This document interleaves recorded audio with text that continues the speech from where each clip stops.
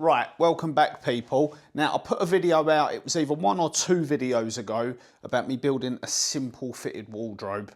And in that video I mentioned that if anyone wanted me to do a video on how to build drawer boxes, like quote unquote properly, let me know.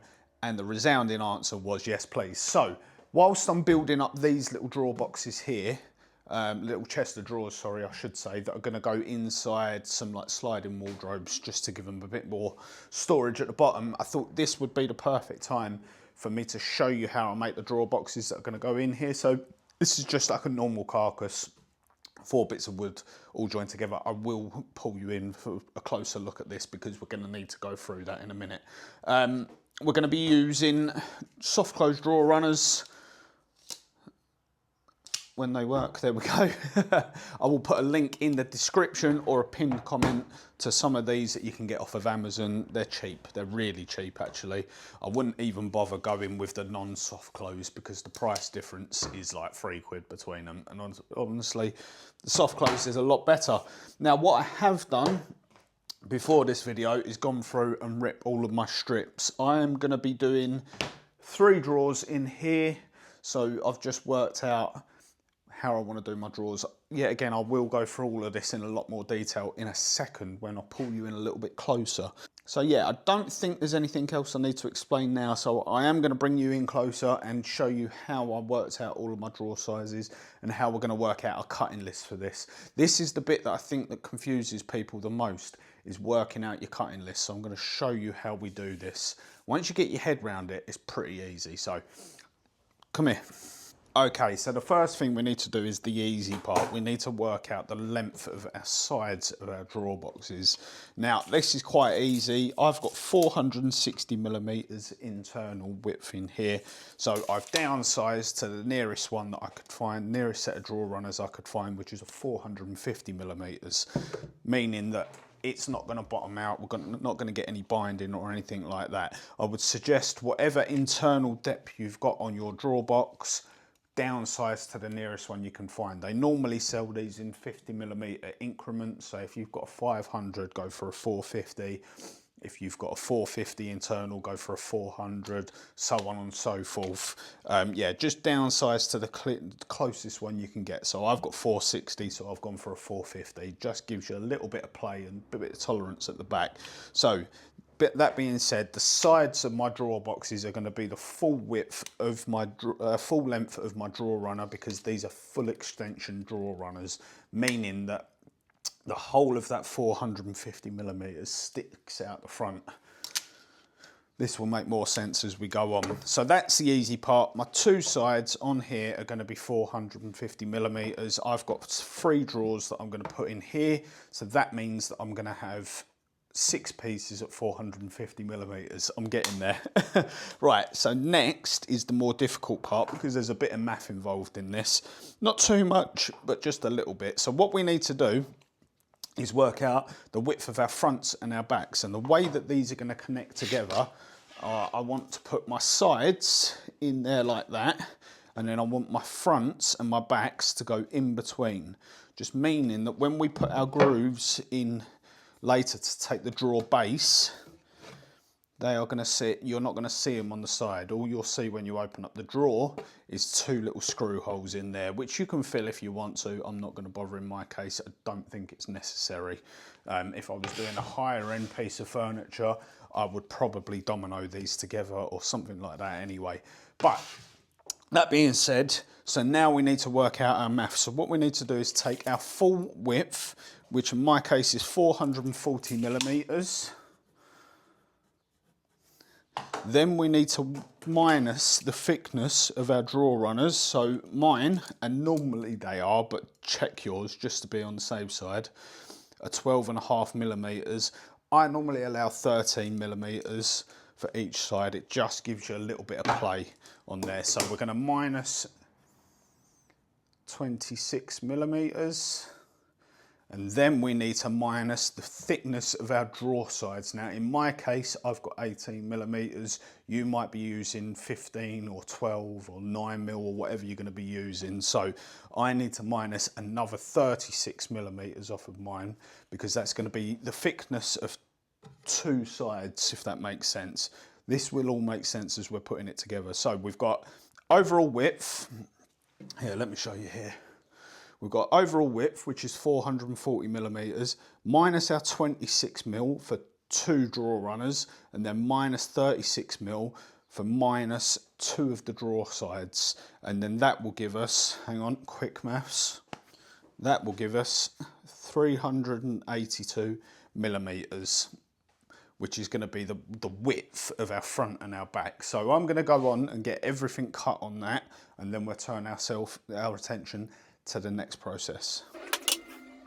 Now we want to make sure that we're nice and accurate with this. So you can see that I'm cutting one side square first and then flipping over and then cutting to our final length. Now that's the beauty with these sort of like benchtop MFTs or whatever you want to call them, is you can set a stop on there, making sure that everything's nice and accurate and they're all the same length. Now I have thought about rebuilding this table into something much better than what I've clearly got here. So if you lot want to see me do a video on making this into like a proper little MFT, portable MFT, let me know down in the comments and we will make a video on that.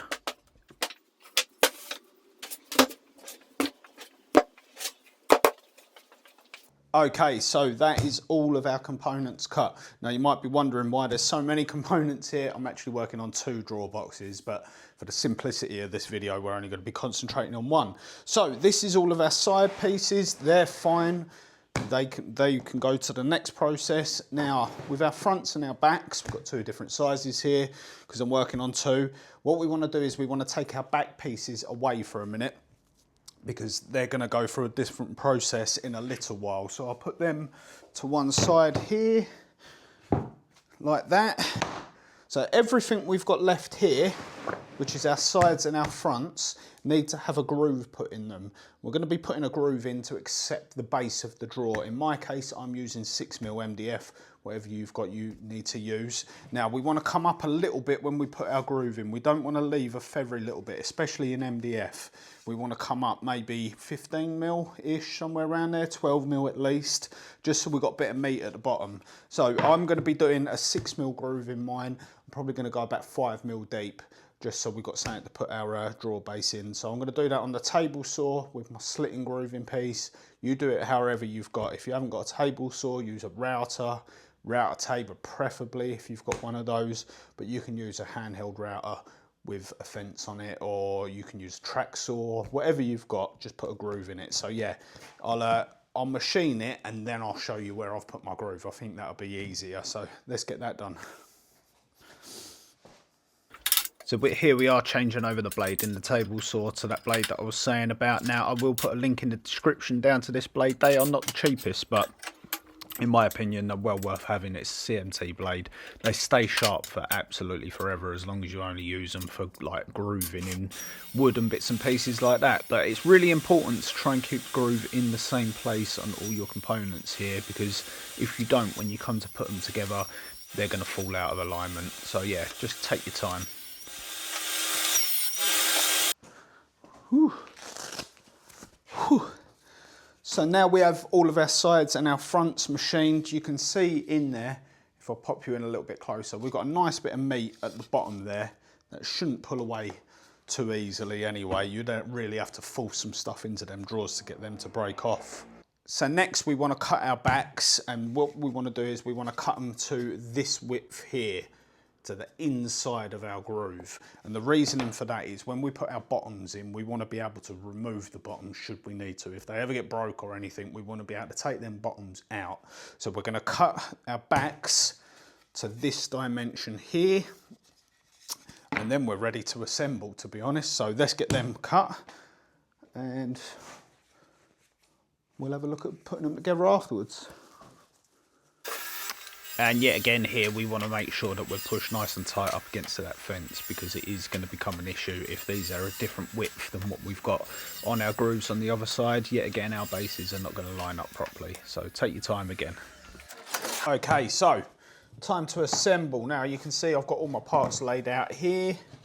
So here are my two sides. There's my front. And there's my back.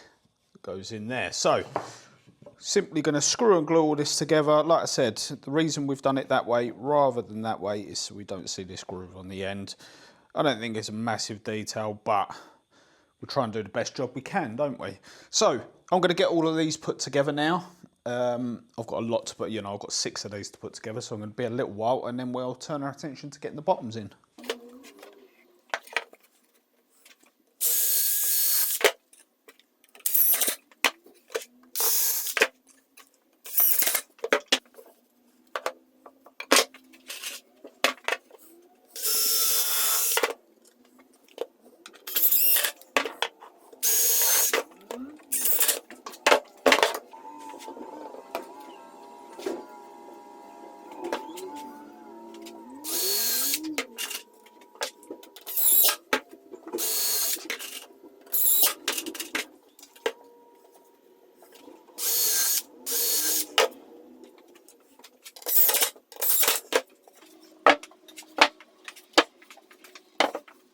So now we've got all of our boxes together. Off camera, I've cut my bases, and the way that I got that measurement was I measured between these 2 grooves that we've got in here, if you can see that. So yeah, measured them grooves in there by tucking my ruler into one and then measuring the other one, and then putting my ruler into the groove at the front here that you can see, and then measuring to the back of the box here. So that gave me them measurements. So now, if we've got everything right, this should just slide in. A little bit tight up the end there, but give it a bit of a tap. And now this is the important part to make sure that this box is all square. You want to make sure that this drawer front pushes right away flush at the back here. So you really want to give that a good tap and make sure that's in, because this base is going to square up the whole front. And then what we do simply to make this removable is we pop 1 screw at the back like that, and that is our drawer box complete. So I'm going to get the other 2 of these together and then we'll turn our attention to actually getting these into the cabinet. I'll show you how to do that.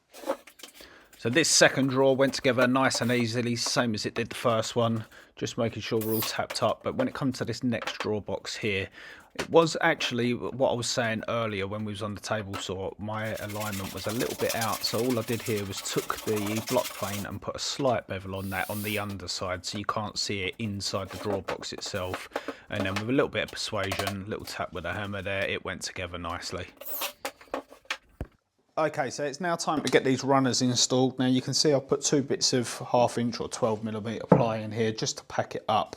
It's just the spacings that I've worked out on here allow for that. So what you want to do is you want to get this part of the runner here, so the main body if you like, that part there, sorry, goes flush with the front of the cabinet.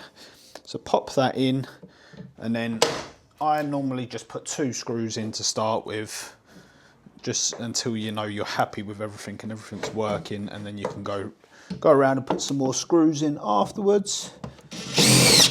So just screw that into the cabinet like so. You will find a bit where these want to go in. There we go. Repeat the same process for the other runner on the other side. Zoom you out a little bit. You are zoomed out, so let's just do that. So yeah, make sure that this bit's flush with the front of your cabinet, or just behind, maybe a millimetre behind. Make sure it's not in front of the cabinet, because that will stop your drawer closing properly.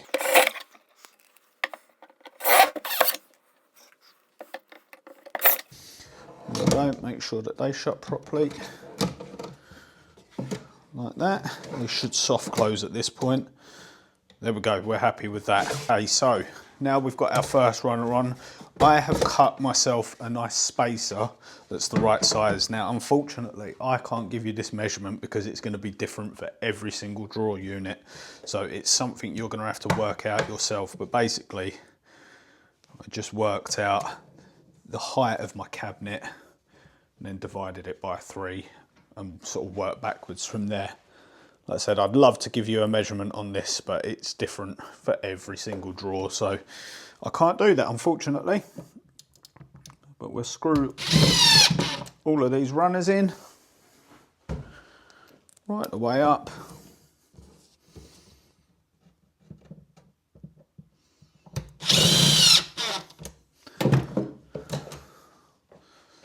We'll do the next one.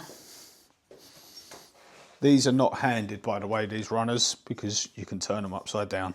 They can go either way round.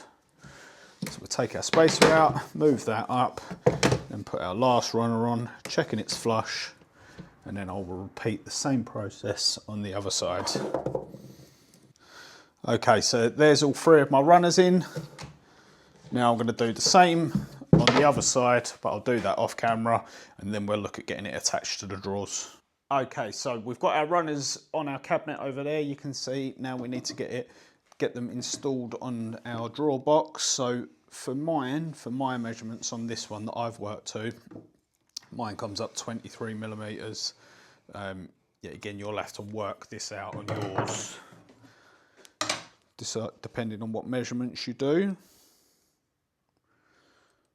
Yeah, again, this front edge here goes flush with the front of the drawer. And we're going to do the same and just put 2 screws in for now.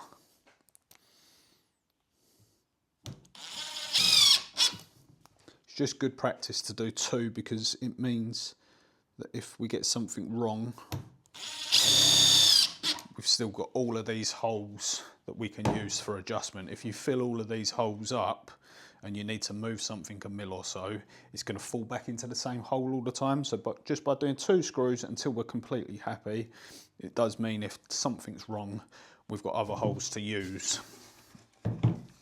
So repeat the same process on the other side.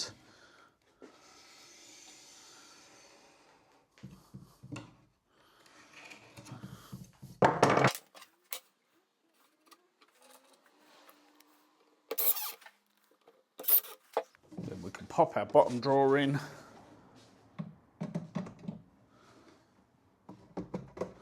Like so, and with these, you hear like a click and then they're engaged and they should soft close. Now I know what you're saying, why we've got gaps down the side and all that. That's going to be the next process. I'm going to get the other 2 drawers installed and then I'll show you how we're going to deal with that.